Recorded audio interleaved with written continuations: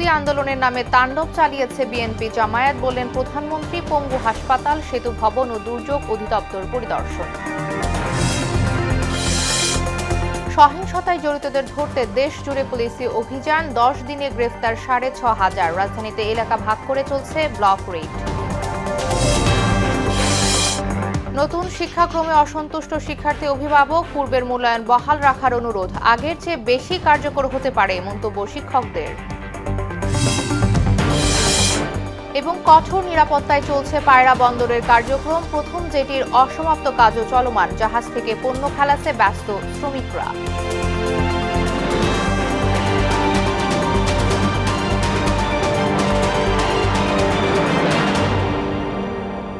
আসসালামু আলাইকুম, সবাইকে মোহনা সংবাদে স্বাগত। শুনছিলেন শিরোনাম, সঙ্গে আছি আমি কাঞ্চন।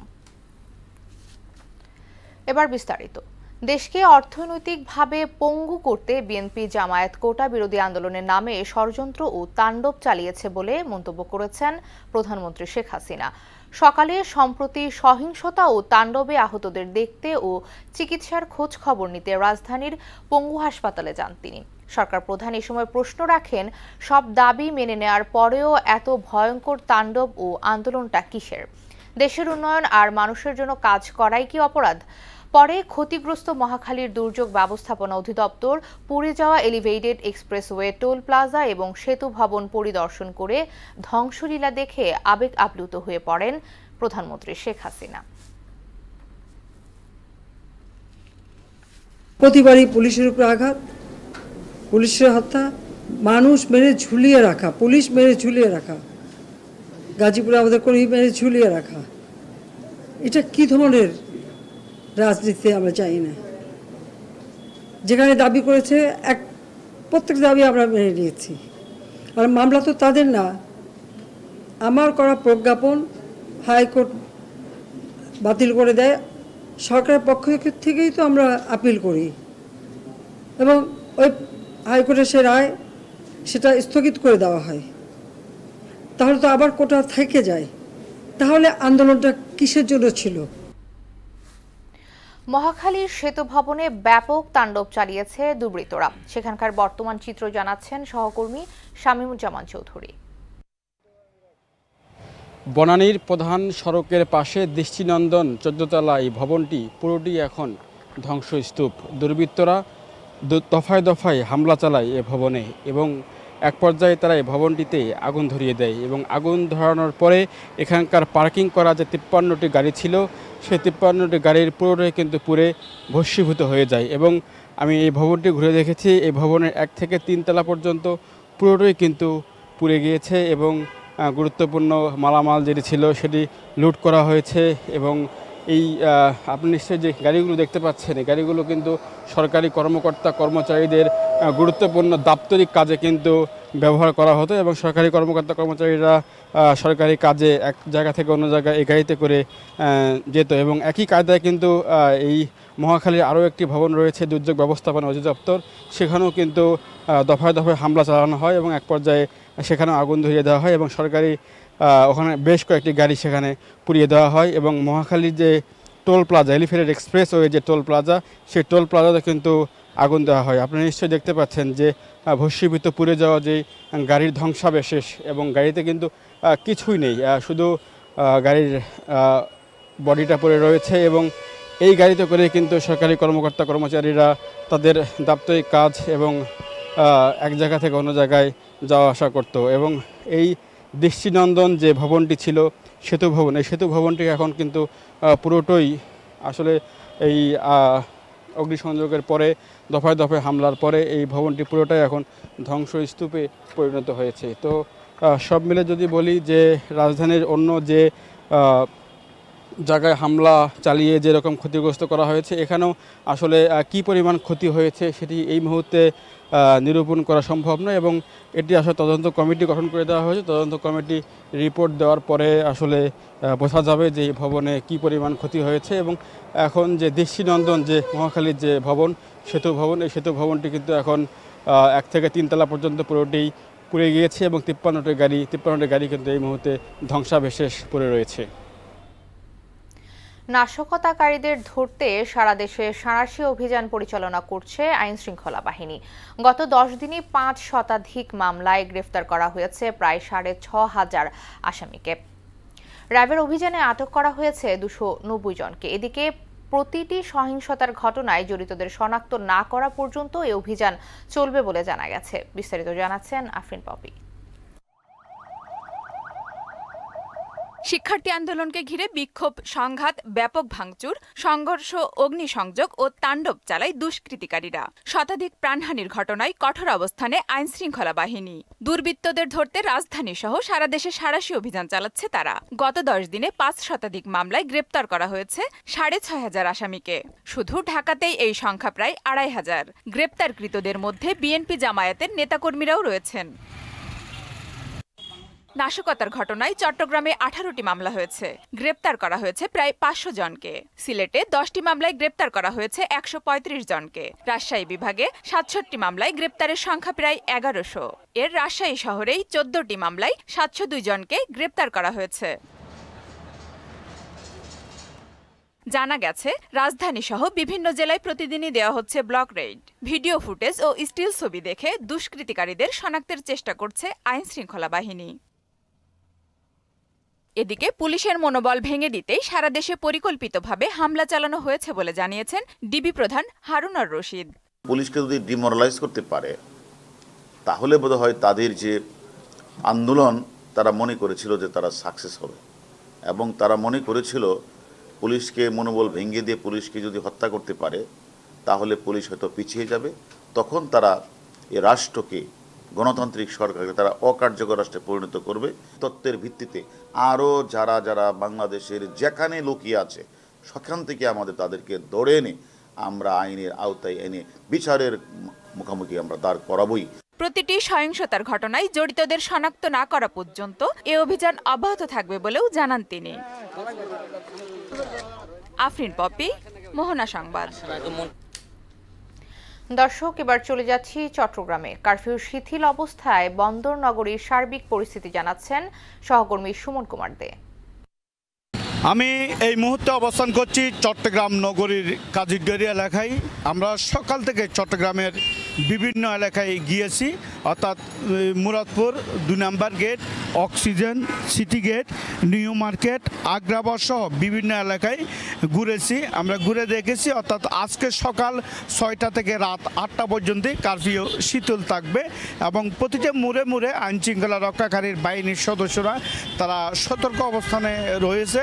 আমরা দেখেছি বিজিবি এবং সেনাবাহিনীর সদস্যরা কিন্তু বিভিন্ন জায়গায় টহল দিচ্ছে। চট্টগ্রাম নগরে কিন্তু শান্ত পরিবেশ বিরাজ করছে। ব্যবসা প্রতিষ্ঠান, বিপণী বিতান সবে খোলা রয়েছে ও সরকারি বেসরকারি অফিস খোলা রয়েছে। সকালবেলা আমরা দেখেছি যারা পোশাক শ্রমিক অর্থাৎ গার্মেন্টস খোলা রয়েছে। গার্মেন্টসের যারা পোশাক শ্রমিক রয়েছে তারা তাদের নির্দিষ্ট সময়ে তাদের কর্মস্থলে কিন্তু যোগ দিয়েছেন। চট্টগ্রামের সাধারণ মানুষ বলছেন যে সার্বিক যে পরিস্থিতি এখন মোটামুটি শান্ত রয়েছে এবং তারা যদি কারফিউ যেটা শিথিল করা হয়েছে সেটি শিথিল করা হয়েছে, তার কারণে তারা ঘর থেকে বেরিয়ে আসছেন, অর্থাৎ তাদের যে দৈনন্দিন কাজকর্ম তারা সেরে নিচ্ছেন। শুধুমাত্র শিক্ষা প্রতিষ্ঠান বন্ধ রয়েছে, আর অন্যান্য যে সব কিছু কিন্তু খোলা রয়েছে। অর্থাৎ এই যে কয়েকদিনের যে কারফিউ যে শীতল রয়েছে সে কারণে তারা ঘর থেকে বেরিয়েছে এবং বিভিন্ন বাজার হাট কিন্তু সবই খোলা রয়েছে। তো সব কিছু মিলে বলা চলে চট্টগ্রামের পরিবেশ শান্ত রয়েছে এবং কোনো ধরনের বিশৃঙ্খলা বা কোনো কিছুই দেখা যাচ্ছে না। আইনশৃঙ্খলা রক্ষাকারী বাহিনীর সদস্যরা তারা সতর্ক অবস্থানে রয়েছে। তো চট্টগ্রাম থেকে এই ছিল আমার কাছে সর্বশেষ। শিক্ষা কারিকুলামে নতুন মূল্যায়ন পদ্ধতি প্রয়োগে অনেকটাই দিশেহারা অভিভাবক ও শিক্ষার্থীরা। অভিভাবকদের মন্তব্য, পূর্বের মূল্যায়ন পদ্ধতি যথার্থ ছিল, ফলে হঠাৎ করে সন্তানদের ভবিষ্যৎ নিয়ে শঙ্কায় পড়েছেন তারা। শিক্ষার্থীরাও তাদের মূল্যায়ন নিয়ে আছে দ্বিধায়। বইয়ের সঙ্গে প্রশ্নের মিল নেই বলেও জানায় তারা। অবশ্য এই মূল্যায়ন আগের চাইতে বেশি কার্যকর হতে পারে বলে মন্তব্য করেছেন শিক্ষকরা। শিক্ষাক্রম নিয়ে 2 পর্বের ধারাবাহিক জানাচ্ছেন জাহিদ সবুজ। আজ থাকছে প্রথম পর্ব। গত ১ জুলাই থেকে কার্যকর হয়েছে নতুন শিক্ষা মূল্যায়ন। এই মূল্যায়ন পদ্ধতিতে ৬৫ নম্বর লিখিত এবং ৩৫ নম্বরের দলগত এবং একক বিভিন্ন ব্যবহারিক কাজ থাকবে। গ্রেডিং সিস্টেমও থাকছে না। তার পরিবর্তে অনন্য অর্জনমুখী অগ্রগামী সহ বিভিন্ন শব্দ ব্যবহার করা হবে। তবে মূল্যায়নের নির্দেশকগুলোরও নির্দিষ্ট কোনো সীমানা নেই। শিক্ষার্থীদের অভিযোগ, তাদের কিভাবে মূল্যায়ন করা হচ্ছে তারা সে বিষয়ে অবগত নয়। তাছাড়া প্রশ্নপত্রের সঙ্গে বইয়ের পড়াশোনার নেই কোনো মিল। পরীক্ষার আগের রাতে ঘটছে প্রশ্নপত্র ফাঁসের ঘটনাও। পরীক্ষার আগের দিন রাতে কোশ্চেনটা রিভিল হয়ে যায়। আমরা একটা কিন্তু বই থেকে আসিনি, সবগুলো আউটসাইড এক্সপেরিয়েন্স থেকে। পড়াশোনা করে টাইম পাচ্ছি না, অ্যাসাইনমেন্ট একটার পর একটা আমাদের পুরো টাইম চলে যাচ্ছে। কিছুটা বুঝি কিছুটা বুঝি না। নতুন এই মূল্যায়ন পদ্ধতিকে কোনোভাবেই ইতিবাচক হিসেবে দেখছেন না অভিভাবকরাও। না পড়েই পরীক্ষায় পাশ করার প্রবণতা আগের চাইতে বেড়েছে বলে তাদের অভিযোগ। তারা সবাই দলগতভাবে কাজ করে, দলগতভাবে আমি শিখে গেলাম, আরেকজন শিখলো না, সেও পাস, আমার বাচ্চাও পাস। আম্মু আমরা ফেল করব না, আমরা পাসই করব। হ্যাঁ, একে পাস করা কোনো ব্যাপারই না। বাচ্চাদের থেকে মায়েদের কান্না আসে, কি করব বাচ্চারা ভবিষ্যৎটা, ওরা তো মনে রিক্সাও করতে পারবে না, কিন্তু ছেলে মেয়েরা কি করবে? শিক্ষকরা যদি প্রশিক্ষিত হয় তাহলে এটা বাস্তবায়ন হবে। আদারওয়াইজ হুট করে একটা জিনিস করলেই এটা আমার মনে হয় সম্ভব নয়। বাচ্চারা জিজ্ঞেস করেন কি বলি, আমি নিজেই বুঝি না, আমি তোমাকে কি বুঝাবো? টিচারদেরকে প্রশ্ন করছি, ম্যাম আমাদের বাচ্চাদের কি হবে? ওনারা স্পষ্ট বলছে, গভর্নমেন্টকে বলেন যে।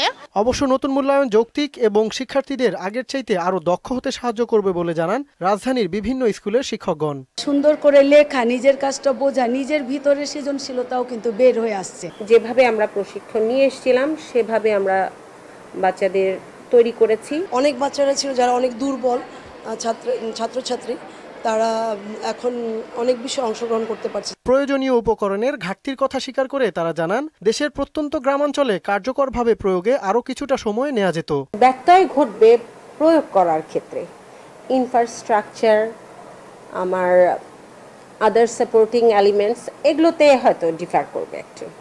উন্নত দেশের সাথে তাল মেলাতে গেলে আমাদের একটু সময় প্রয়োজন।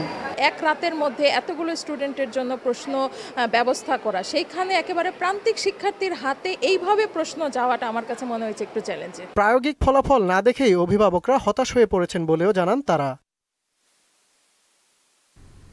জাহিদ সবুজ, মোহনা সংবাদ, ঢাকা। কঠোর নিরাপত্তা ব্যবস্থার মধ্যে স্বাভাবিক রাখা হয়েছে পায়রা বন্দরের সব কার্যক্রম। প্রথম জেটির অসমাপ্ত কাজ চলছে সমান তালে। বন্দরে আসা জাহাজগুলো থেকে পণ্য খালাসে ব্যস্ত সময় পার করছেন শ্রমিকরা। বন্দর কর্তৃপক্ষ বলছে, অর্থনীতি গতিশীল রাখতে সর্বোচ্চ চেষ্টা চালিয়ে যাচ্ছে তারা। পটুয়াখালী থেকে খোকন হাওলাদারের প্রতিবেদন, জানাচ্ছেন শারমিন স্বর্ণা। সড়ক কিংবা নৌপথ, পায়রা বন্দরে সর্বত্রই জোরদার করা হয়েছে নিরাপত্তা ব্যবস্থা। আনসার, ভিডিপি, কোস্টগার্ড ও নৌবাহিনী মোতায়েন করে দিনরাত নিয়মিত টহল দেওয়া হচ্ছে। ৫ শতাধিক শ্রমিক নিয়ে চলমান রয়েছে প্রথম জেটির অসমাপ্ত কাজ। নির্ধারিত সময়ের মধ্যে লক্ষ্যমাত্রা অর্জনের পথে এগিয়ে চলছে পায়রা সমুদ্র বন্দর। কঠোর নিরাপত্তার মধ্য দিয়ে আমদানিকৃত পণ্য পৌঁছে দেওয়া হচ্ছে বলে জানালেন এই বন্দর কর্মকর্তা। বাংলাদেশ নৌবাহিনী থেকে একটি কন্টিনজেন্টের নিরাপত্তা সহায়তা চাই। তার প্রেক্ষাপটে বাংলাদেশ নৌবাহিনী মোট 12 জনের একটি কন্টিনজেন্ট এখানে ডেপ্লয় করেছে এবং আমাদের মূল বন্দরের জন্য 30 জনের একটি কন্টিনজেন্ট ডেপ্লয় করেছে। তারা বন্দরের নিরাপত্তায় 24 ঘন্টায় মোতায়েন রয়েছে। এছাড়াও বন্দরের নিজস্ব নিরাপত্তা জনবল প্রায় 30 জন এবং 50 জন আনসার সদস্য আমরা এই প্রকল্প এলাকায় নিয়োজিত করেছি, যার প্রেক্ষাপটে আমরা নিরবিচ্ছিন্নভাবে প্রায় 5 শতাধিক কর্মী শ্রমিক এখানে বন্দর বিনির্মাণের কাজে নিয়োজিত রয়েছে। উন্নয়ন কাজ যাতে বাধাগ্রস্ত না হয় সেজন্য সব ধরনের ব্যবস্থা নেওয়া হয়েছে বলে জানালেন বন্দর কর্তৃপক্ষের chairman. First terminal, jetty, yard এবং আমাদের একই সাথে প্রশাসনিক ভবনসমূহ নিরাপত্তা প্রদান করে আসছে। এখানে আমার পাশে কন্টিনজেন্ট কমান্ডার উপস্থিত রয়েছেন। আর সার্বিকভাবে আমাদের এই অবস্থার মধ্যে আমাদের কোনো ধরনের দুর্ঘটনা হয় নাই। আমরা শ্রমিকদের নিরাপত্তা সহ সমস্ত কার্যক্রম অব্যাহত রয়েছে। চলতি মাসে 8টি পণ্যবাহী মাদার ভেসেল পায়রা বন্দরে নোঙর করেছে, যার মাধ্যমে কর্তৃপক্ষ প্রায় 50 কোটি টাকা রাজস্ব অর্জন করেছে বলেও জানান তিনি। শারমিন স্বর্ণা, মোহনা সংবাদ। কারফিউ শিথিল থাকায় ময়মনসিংহের সার্বিক পরিস্থিতি জানাচ্ছেন সহকর্মী রুবায়েত বাপ্পি। যেমনটা বলছিলেন, যে কারফিউ শিথিলের পর থেকে কিন্তু ময়মনসিংহের জনজীবন অনেকটাই স্বাভাবিক হয়েছে। আমি যদি একটু দেখাতে চাই যে এই যে ময়মনসিংহের বিভিন্ন সড়কগুলিতে কিন্তু প্রচুর যানবাহন চলাচল করছে। মানুষজন তাদের কাজকর্ম সেরে নেওয়ার জন্য তারা বের হচ্ছেন। দোকানপাট, ব্যবসা প্রতিষ্ঠান গুলো খোলা রয়েছে এবং সড়কগুলোতে কিন্তু ব্যাপক যানবাহন চলাচল করছে।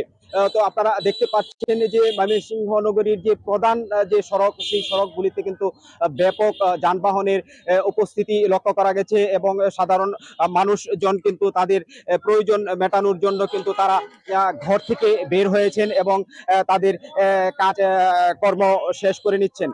তো তাছাড়া আমরা আইন শৃঙ্খলা রক্ষাকারী বাহিনীর সাথে কথা বলেছি। তারা যেটি বলেছেন যে দুষ্কৃতিকারীরা যাতে কোনো ধরনের বিশৃঙ্খলা সৃষ্টি করতে না পারে, যাতে মানুষের জানমালের ক্ষতি না করতে পারে, তার জন্য কিন্তু আইন শৃঙ্খলা রক্ষাকারী বাহিনী তারা মাঠে তৎপর রয়েছেন এবং যে কোনো মূল্যে যে কোনো নাশকতা এড়ানোর জন্য কিন্তু তারা মাঠে কাজ করবেন, এমনটাই কিন্তু আমাদেরকে জানিয়েছেন আইন শৃঙ্খলা রক্ষা বাহিনীর পক্ষ থেকে।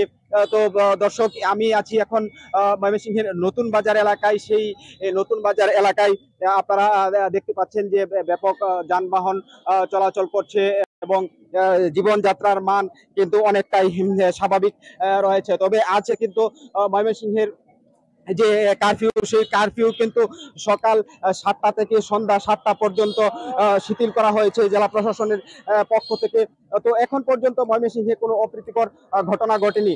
তো এই ছিল আমার কাছে কারফিউ শিথিলের সর্বশেষ। কারফিউ শিথিলের পর চট্টগ্রামের কাঁচা বাজারগুলোতে আসতে শুরু করেছে নতুন পণ্য। একই সাথে কমতে শুরু করেছে দ্রব্যমূল্যের দাম। চকবাজার সহ নগরীর অন্যান্য বাজারে আনাগোনা বেড়েছে ক্রেতাদের।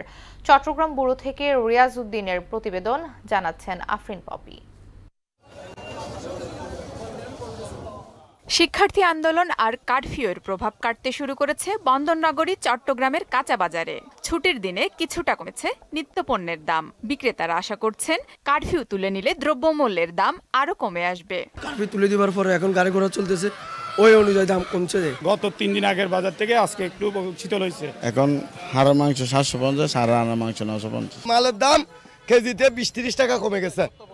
একটা যে মরিচ ছিল 300 টাকা, এই মরিচ এখন 140 টাকা। দাম মোটামুটি রিজনেবল দেখা যাচ্ছে গত কয়েকদিনের তুলনায়। বাজারে আলু, ডিম, পেঁয়াজ, আদার দাম আগের মতো থাকলেও কমেছে সবজির দাম। প্রতি কেজি সবজি বিক্রি হচ্ছে 20 থেকে 30 টাকা কমে। তবে মাছ মাংসের দাম কিছুটা বেশি। মাছ এখনো পর্যাপ্ত পরিমাণ ধরা পড়ে নাই, আস্তে আস্তে ধরা পড়বে, তারপর মাছের একটু কমবে। বাজারের অবস্থা তো তেমন ভালো না, খুব খারাপ। মাছের দাম অনেক বেশি, অত্যাধিক দাম। ডিম কিনলাম 140 টাকা করে, সেই ডিম এখন 155 টাকা করে, 15 টাকা বেড়ে গেল এক সপ্তাহের ব্যবধানে। গত কয়েকদিন ধরে একটু খুব ঊর্ধ্বগতি ছিল, আজকে একটু কিছুটা সহনীয় পর্যায়ে এসে পৌঁছছে আর কি। টমেটো আগে একবার ছিলাম 200 টাকা নিচ্ছি, এখন 160 টাকা নিচ্ছি। সাধারণ মানুষের আশা শিগগিরই কারফিউ উঠে যাবে, স্বাভাবিক হবে জনজীবন, একই সাথে স্বস্তি ফিরবে নিত্যপণ্যের বাজারে।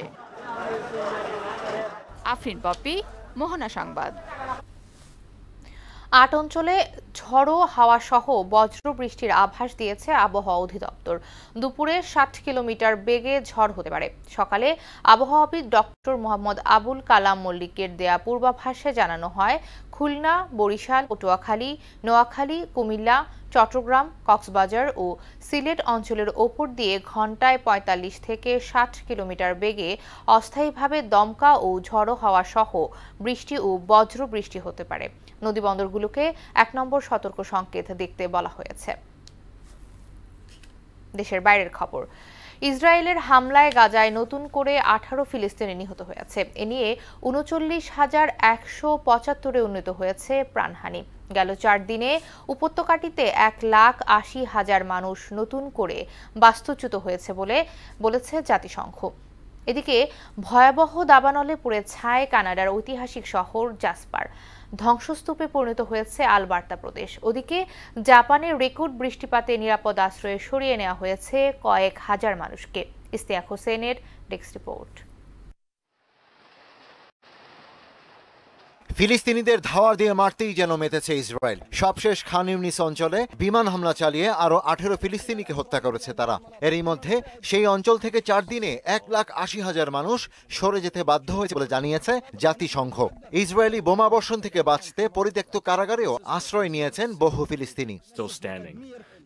ভয়াবহ দাবানলের আগুনে পুড়ে ছাই হয়ে গেছে কানাডার ঐতিহাসিক শহর জাসপারের অর্ধেক অংশ। আগুনের তীব্রতা এতটাই বেশি যে ফায়ার সার্ভিসের কর্মীরা বলছেন এখন তাদের লক্ষ্য হলো যতটা সম্ভব ভবনগুলো রক্ষা করা। আগুনের ভয়াবহতায় আলবার্তা প্রদেশ এখন ধ্বংসস্তূপে পরিণত হয়েছে। টানা বৃষ্টি ও আকস্মিক বন্যায় ভারতের মুম্বাইয়ে জারি করা হয়েছে রেড অ্যালার্ট। এই ঘোষণার পর বাসিন্দাদের ঘরে থাকার নির্দেশ দিয়েছে মুম্বাই পুলিশ। ভারী বৃষ্টি ও ঝড়ো বাতাসে বাতিল করা হয়েছে 20টিরও বেশি ফ্লাইট। এ পর্যন্ত 90 মিলিমিটার বৃষ্টিপাত রেকর্ড করা হয়। প্রেসিডেন্ট নির্বাচনের তারিখ ঘোষণা করেছে শ্রীলঙ্কা। আগামী 21 সেপ্টেম্বর দেশটিতে প্রেসিডেন্ট নির্বাচন অনুষ্ঠিত হতে যাচ্ছে। আগামী 15 আগস্টের মধ্যে নির্বাচনের প্রার্থিতার জন্য মনোনয়নপত্র দাখিল করতে হবে বলে এক বিজ্ঞপ্তিতে জানানো হয়। ইশতিয়াক হোসেন, ইন্টারন্যাশনাল। অলিম্পিকের খবর। সব শঙ্কা উড়িয়ে দিয়ে প্যারিসে সময় মতোই পর্দা উঠল গ্রেটেস্ট শো অন আর্থ খ্যাত বৈশ্বিক ক্রীড়ার মহাযজ্ঞ অলিম্পিকের।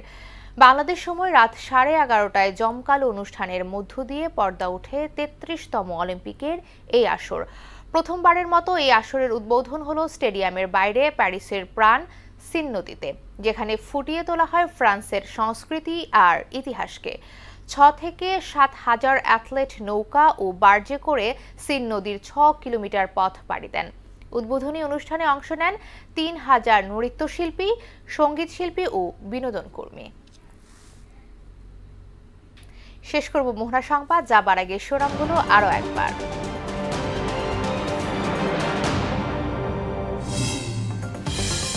কোটা বিরোধী আন্দোলনের নামে তাণ্ডব চালিয়েছে বিএনপি জামায়াত, বললেন প্রধানমন্ত্রী। পঙ্গু হাসপাতাল, সেতু ভবন ও দুর্যোগ অধিদপ্তর পরিদর্শন। সহিংসতায় জড়িতদের ধরতে দেশ জুড়ে পুলিশি অভিযান, 10 দিনে গ্রেফতার 6,500। রাজধানীতে এলাকা ভাগ করে চলছে ব্লক রেইড। নতুন শিক্ষাক্রমে অসন্তুষ্ট শিক্ষার্থী অভিভাবক, পূর্বের মূল্যায়ন বহাল রাখার অনুরোধ। আগের চেয়ে বেশি কার্যকর হতে পারে মন্তব্য শিক্ষকদের। এবং কঠোর নিরাপত্তায় চলছে পায়রা বন্দরের কার্যক্রম, প্রথম জেটির অসমাপ্ত কাজও চলমান। জাহাজ থেকে পণ্য খালাসে ব্যস্ত শ্রমিকরা। এই ছিল মোহনা সংবাদের। পরবর্তী সংবাদ বিকেল 5:30টায়। এর আগে সংবাদ এক নজরে দেখবেন বিকাল 3টায়। মোহনার সবশেষ খবর জানতে ভিজিট করুন www.mohna.tv। সংবাদ দেখতে পারেন ফেসবুক এবং ইউটিউবেও। এতক্ষণ সঙ্গে থাকার জন্য ধন্যবাদ।